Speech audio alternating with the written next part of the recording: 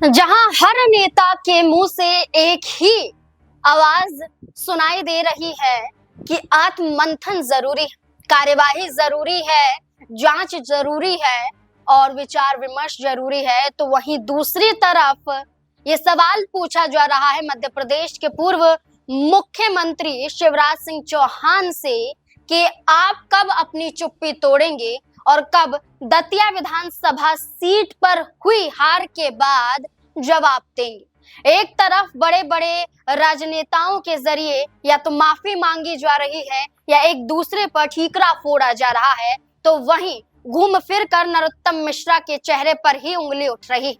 ऐसे में शिवराज सिंह चौहान कब बयान जारी करेंगे, ये सवाल मध्य प्रदेश की जनता पूछ रही है। जनता पूछ रही है कि शिवराज सिंह चौहान के संसदीय क्षेत्र में कई ऐसे बड़े कार्य हो जाते हैं, वहां वो ध्यान नहीं देते हैं। छोटे छोटे मासूम बच्चे कैसे अपनी जान को जोखिम में डालकर स्कूल जाने के लिए मजबूर हो जाते हैं, तब शिवराज सिंह चौहान ध्यान नहीं देते हैं। अब तो अपनी पार्टी के राइट हैंड पर ही उंगली उठ रही है। अब आखिरकार शिवराज सिंह चौहान क्यों नहीं चुप्पी तोड़ रहे हैं? क्यों वो मध्य प्रदेश से गायब हैं, केंद्र में पहुंच गए हैं, लेकिन क्या मध्य प्रदेश की राजनीति को भूल चुके हैं? वो शिवराज सिंह चौहान जो मुख्यमंत्री गद्दी पर विराजमान रहे, जो अपनी कुर्सी जाने के बाद भी बीजेपी को ललकारते रहे, ये तक अल्टीमेटम दे दिया कि वो बीजेपी को छोड़ देंगे। इशारों इशारों में उनके बयानों ने यही बताया, लेकिन जब अपनी ही पार्टी का अपना ही राइट हैंड और अपना ही करीबी जब इस मुश्किल में घिर चुका है कि पार्टी साथ नहीं दे रही है, उंगली उठा रही है, तब शिवराज सिंह चौहान कहाँ है? दरअसल ये चर्चा हार की नहीं है, ये चर्चा है कि बीजेपी ने विश्वास पहले नहीं किया, अब उसी पर विश्वासघात का आरोप लगा रही है। ये कैसी राजनीति है? ये कैसा फैसला है? और अब कार्यवाही किस पर की जाएगी? कार्यवाही क्यों की जाएगी? क्या आत्ममंथन इस पर नहीं होना चाहिए? जो फैसले जो चेहरों को आगे किया जा रहा है, इन चेहरों को आगे करने में बीजेपी नाकाम साबित हो रही है। जब उस चेहरे को जनता पहचानती नहीं है, विश्वास है ही नहीं, तो उस चेहरे को आगे कर कर जीत का दावा कैसे कर सकती है? जिसको टिकट नहीं दिया उसको हटाकर उसे ही प्रचारक बना दिया, मुख्य केंद्र में पहुंचा दिया, दतिया पर एक जिम्मेदारी सौंप दी उस चेहरे पर कि जिताना आपको होगा, फिर उसे ही चुनाव में क्यों नहीं उतारा? कई सवाल बनते हैं। लेकिन अब बात की जाए कि क्या हो रहा है। देखिए, कांग्रेस पार्टी में अभिनंदन कार्यक्रम हो रहा है, धन्यवाद रैली निकाली जा रही है, सभा आयोजित की जा रही है, तो वहीं भारतीय जनता पार्टी में एक अंदरूनी खींचतान देखने को मिल रही है। जहां मंथन तो हो नहीं रहा है, दिल्ली से कोई फैसला आ नहीं रहा, लेकिन नेताओं की बयानबाजी नहीं रुक रही है। खुद मुख्यमंत्री मोहन सिंह यादव कहते हैं, जैसा कि मैंने बार बार कहा, वो कहते हैं कि दतिया हमारी सीट थी ही नहीं, तो हम जीतेंगे कैसे? ये कोई लॉजिक नजर आता है? इस बात में कोई तुक नजर आता है? कोई सेंस नजर आता है? मुख्यमंत्री होकर ऐसी बातें करते हैं तो सवाल तो जनता पूछेगी। अब क्या बात हो रही है? बात हो रही है, जीतू पटवारी ने कहा कि दतिया पर गुंडा राज था, दतिया में गुंडों का प्रभाव था और दतिया में गुंडई की वजह से बीजेपी चुनाव जीतना चाहती थी। ये खुद जीतू पटवारी ने कहा कि यहाँ पर तंत्र मंत्र का प्रयोग किया गया, यहाँ पर साम दाम का भेद किया गया और जो था साम दाम दंड भेद, इस नीति को फॉलो किया कि जैसे तैसे करके हमें दतिया पर जीतना है, लेकिन जीत नहीं पाती है। अब यहाँ पर पूर्व आईटी शेर सिंह बड़ोनिया वो सामने आते हैं और वो खुद ये कहते हैं कि दतिया पर 2008 के बाद ऐसा प्रभाव था कि बेटा बाप के खिलाफ, बाप बेटे के खिलाफ हो गया था, रिश्तों की मर्यादा खो गई थी, एक दूसरे के खिलाफ ही उतर गए थे। दरअसल टीआई पूर्व जो हैं शेर सिंह बड़ोनिया, वो कांग्रेस पार्टी में शामिल होते हैं जब दतिया में महिला प्रदेश महासचिव रचना सिंह अभिनंदन कार्यक्रम का आयोजन करती हैं। इस दौरान घनश्याम सिंह अवधेश नायक मौजूद होते हैं, उन्हें फूल माला देकर उनका स्वागत तो किया जाता है और साथ ही साथ यहाँ पर शेर सिंह का भी स्वागत किया जाता है। कांग्रेस में वो शामिल हो जाते हैं। वो खुलकर ये कहते हैं कि उन्होंने अपने इस लंबे सफर में ये देखा कि उनके खिलाफ किस तरह से साजिश रची गई।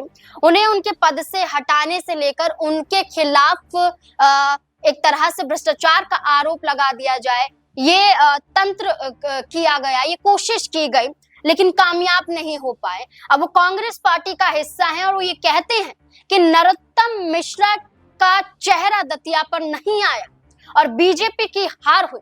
इससे मैं बहुत ज्यादा खुश हूं क्योंकि मैंने दतिया पर देखा है कि क्या क्या हुआ है और इस वजह से मैं आज कांग्रेस पार्टी का हिस्सा हूं। अब वो ये कहते हैं कि बीजेपी साजिश के तहत दतिया पर जीतना चाहती थी। जीतू पटवारी भी कहते हैं मोहन सिंह यादव अपने ही नेता की नहीं सुन रहे। वहीं नरोत्तम मिश्रा ये कहते हैं कि पार्टी ने जहां जहां भेजा वहां वहां जाकर पार्टी को मजबूत करने का दायित्व मैंने खुद निभाया। दतिया में हर घर घर जाकर मैंने वोट मांगे। उन्होंने खुलकर ये कहा कि उनकी तरफ से कोई भी कमी नहीं थी। उनका ये कहना था कि बीजेपी ने टिकट काटा नहीं है, किसी में हिम्मत नहीं है कि उनका टिकट काट दे, बल्कि उनका टिकट नहीं दिया गया है। और आशुतोष तिवारी को तो वो ये कहते हैं कि वो भी उनके करीबियों में जाने जाते हैं और आशुतोष तिवारी को मौका दिया जाता है जो हमारे करीबी है।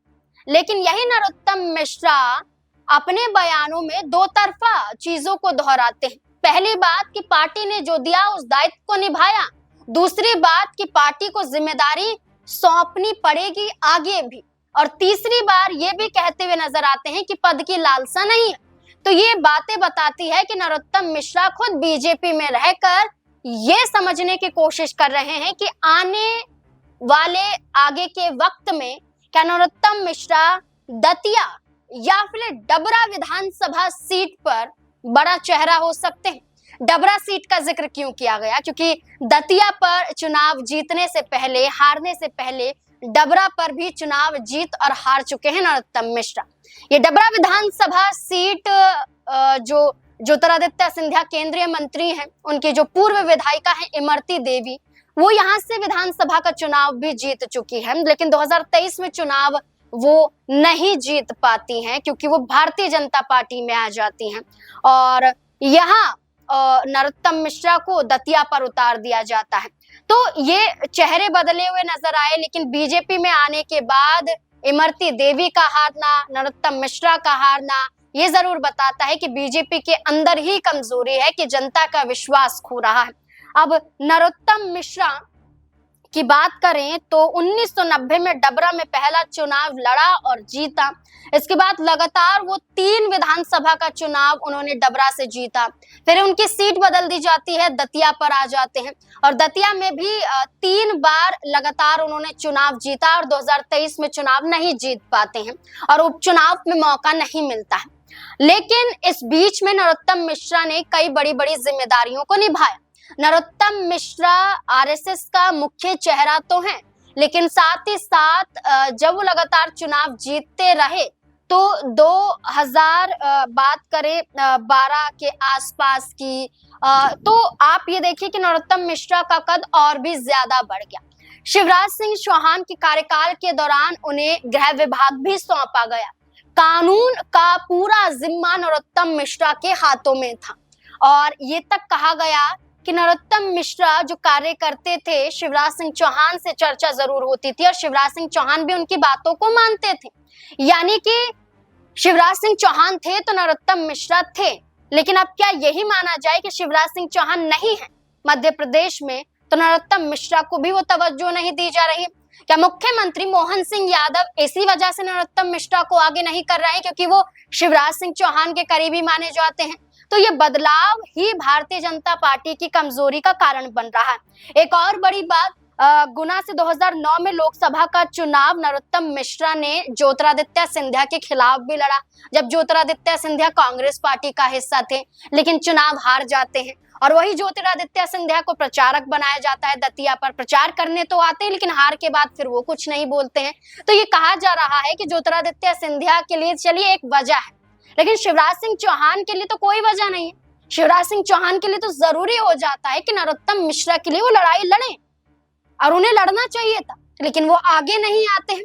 अब देखना होगा कि इन तमाम मुद्दों के जरिए नरोत्तम मिश्रा का नाम तो है, लेकिन जब कार्यवाही को लेकर औपचारिक रूप से कोई फैसला सुनाया जाएगा तब क्या होगा, क्योंकि नरोत्तम मिश्रा कहते हैं कि तमाम मीडिया में कई तरह की खबरें फैल रही हैं नरोत्तम मिश्रा को लेकर, लेकिन नरोत्तम मिश्रा को लेकर ऐसी कोई भी जानकारी सार्वजनिक रूप से तो नहीं है, लेकिन उनके ही नेता खुद ये बयानबाजी कर रहे हैं तो ये खबरों में तो छपेगा ही।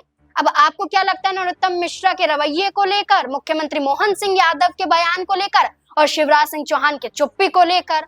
आप अपनी राय कमेंट सेक्शन में जरूर दे सकते हैं। धन्यवाद।